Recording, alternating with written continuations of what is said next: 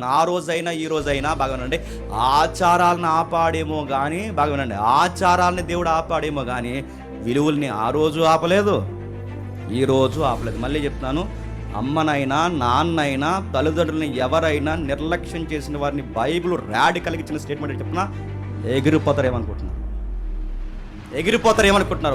Bible డైరెక్ట్గా చెప్పింది, ఎవరైనా తల్లిని కానీ తండ్రి కానీ నిష్ఠూర పెడితే వాడు ఆత్మ హఠాత్తుగా ఆరిపోతున్నది. బైబిల్ ఏమంటారు చెప్పినా, నిష్ఠూర పెట్టినా పర్లేదు, బాధ పెట్టినా పర్లేదు, ఆ కానుక తెచ్చి చెప్పండి. నీ తల్లిని చూడని కానుక ఎవరికి కావాలి, నీ తండ్రిని చూడని కానుక ఎవరికి కావాలి, నీ తల్లిదండ్రులను కనపరచకుండా వాళ్ళకి కావాల్సిన సౌఖ్యాలు తెచ్చి నేను సేవలో వాడుతున్నా అంటే ఎవరికి కావాలి?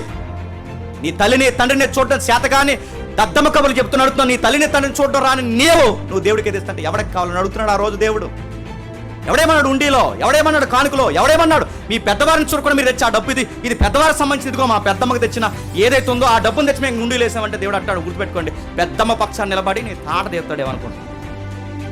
చొప్పించారట, ఇది పుట్టించారట, ఇది మోసే చెప్పకపోయినా మోసే ఇలా చెప్పాడు, మోసే ద్వారా దేవుడు చెప్పాడని ఉద్దేశాడు జనాల మీద. నడుతున్నాను ఇలాంటి సున్నితమైన విషయాలు ఆ రోజు ప్రభువు నిలబడి మాట్లాడుతుంటే కారాలు మిరియాలు పళ్ళు నూరేశారండి.